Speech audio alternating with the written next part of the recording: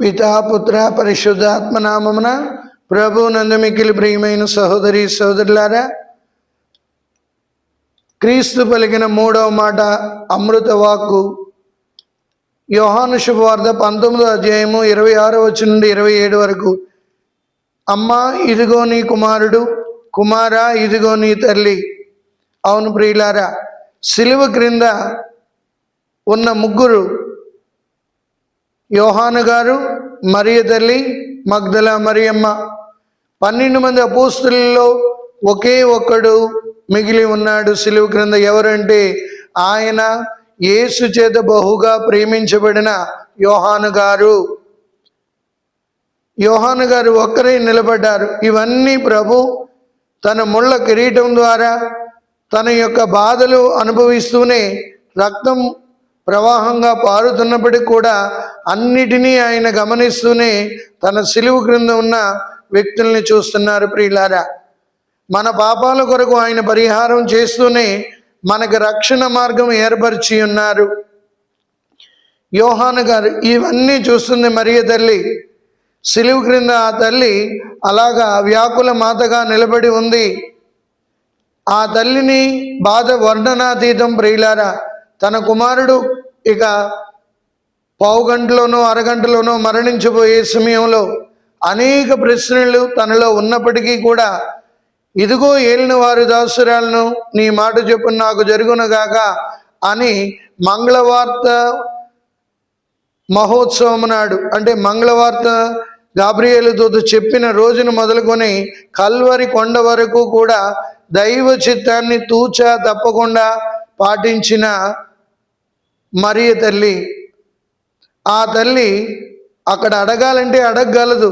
నాన్న, మీ సాకుడు తండ్రి చనిపోయారు, ఇప్పుడు నీవు మరణించబోతున్నావు, నేను ఏకాకిని అవుతున్నాను అనే మాట కూడా పలకలేదు. ఏలైనా ఇదిగో ఏలిన వారు దాసురాలను, నీ మాట చొప్పున నాకు జరుగునుగాక అన్న ఆ మాటకి ఆ తల్లి కట్టుబడి ఉంది. ఇక్కడ మనం చూసినట్లయితే లూకా శుభవార్త 2వ అధ్యాయంలో సిమియోను పలికిన ప్రవచనం ఆ తల్లి మనస్సులో మెదులుతుంది. అమ్మ, ఈ బాలుడు అనేకుల మనోగత భావములను బయలుపరచును, ఇతడు వివాదాస్పదమైన గుర్తుగా ఉన్నాడు, అందుకొరకే ఆయన్ని కొరడాలతో కొట్టించారు, ముళ్ళ కిరీటం ధరింపజేశారు. తరువాత ఆయన భారమైన సిలువమానును మోయడం మొదలుపెట్టారు. అందరూ అసహించుకున్నారు. ఏ ఒక్కరూ కూడా ఆయన్ని, ఆ సిలువ క్రింద ఉన్నవాళ్ళు అంగీకరించడానికి ఇష్టపడలేదు. తల్లిగా తను అంగీకరించింది ప్రియులారా కుమారుణ్ణి. ఇక్కడ చూసినట్లయితే ఈయన గుర్తుగా నీ హృదయం నుండి ఒక బాకు దూసుకొని పోవును అంటే అర్థం ఏమిటంటే, ఈ కుమారుడు అనేక శ్రమలను అనుభవిస్తాడు, అనేకుల చేత ఆయన తిరస్కరించబడతాడు, అయినప్పటికీ కూడా ఆయన దైవ కుమారుడే అన్న సత్యాన్ని మరియ తల్లి మనసారా గ్రహించింది. ప్రియులారా, అలా గ్రహించిన ఆ తల్లి కన్నీరు మున్నీరుగా సిలువ చింత విలపిస్తున్న తరుణంలో, మనకు తెలుసు 4వ ఆజ్ఞ, తల్లిదండ్రులను గౌరవించుదుగాక. ఆ ప్రభువే ఇచ్చారు ఆజ్ఞ, ఆ ప్రభువే దానికి కట్టుబడి ఉండి అంటున్నారు. యోహాను గారికి తన తల్లి మరియను అప్పగిస్తున్నారు. ప్రియులారా, అమ్మా, ఇదిగో నీ కుమారుడు, కుమారా, ఇదిగో నీ తల్లి. అప్పగింతలు ప్రారంభమయ్యాయి. మనకిష్టమైన వాళ్ళకే మన రూమ్ తాళాలు కానీ ఒక పెద్ద బాధ్యత కానీ అప్పగిస్తాం, మిగతా వాళ్ళు ఎవరికి ఇవ్వం. అలాగే యోహాను గారు ప్రియమైన శిష్యుడు కాబట్టి ఆ బాధ్యతను అప్పగించారు. ప్రియులారా, అక్కడ యోహాను గారు ఒక్కరే కాదు, సకల మానవాళికి యోహాను గారు ఆయన పోలికగా నిలబడి ఉన్నారు కాబట్టి మానవాళికి ఆ తల్లిని ఇవ్వడం యోహాను గారి ద్వారా జరుగుతుంది. ఎలాగవుతుంది ఫాదర్ అన్నట్లయితే, ఆదికాండంలో, ఓ స్త్రీ, నీవు దేవుని ఆజ్ఞను ధిక్కరించేవు కాబట్టి అనేక పురుటి నొప్పులు పడి బిడ్డను కంటావు, నీ భర్త మీద నీ కోరిక చావదు అన్నారు. అది కేవలం ఏవమ్మకే చెందలేదు, సకల జాతి స్త్రీలకి చెందింది.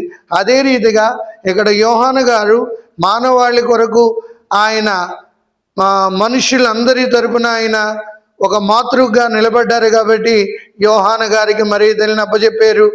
యోహాను గారు మన అందరి స్థానంలో నిలబడి ఆ తల్లిని అంగీకరించారు. కావున ప్రియులారా, ఎవరెవరైతే క్రీస్తు తల్లిని అంగీకరిస్తారో వాళ్ళ జీవితాలలో ఉన్న శోధనలను తొలగిస్తుంది.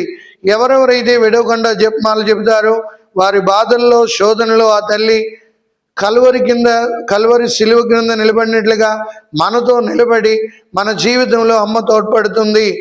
ఎవరెవరైతే మరియ తల్లిని తల్లిగా అంగీకరిస్తారో వాళ్ళ జీవితాలను ప్రభు వైపు నడిపిస్తుంది, కుమారుని బాటలో నడిపిస్తుంది. అందుకొరకే మనం సిద్ధపడాలి. ఈనాడు మనం ఈ 3వ మాట ద్వారా మరియ తల్లిని మన ఇంటిలోకి తీసుకువెళుతూ అమ్మ ఏం చెబుతుందంటే, నా కుమారుడు చెప్పినట్లు చేయండి అంటుంది. అదే మార్గంలో నడుద్దాం, మన జీవితాలు ధరింపజేసుకుందాం. మరియ తల్లిని యోహాను గారికి అప్పగించిన రీతిగా ఈనాడు మనందరికీ ఆ తల్లిని ప్రభు అప్పగించారు. కాబట్టి తల్లిదండ్రులను ప్రేమిద్దాం, మన తల్లిదండ్రుల్ని గౌరవిద్దాం. తద్వారా దేవుని యొక్క ఆశీర్వాదాలు పొందుకుందాం. పితా పుత్ర పవిత్రాత్మ నామమున ఆమెన్. ప్రభు మిమ్మందరినీ ఆశీర్వదించి కాచి కాపాడునుగాక. ఆమెన్.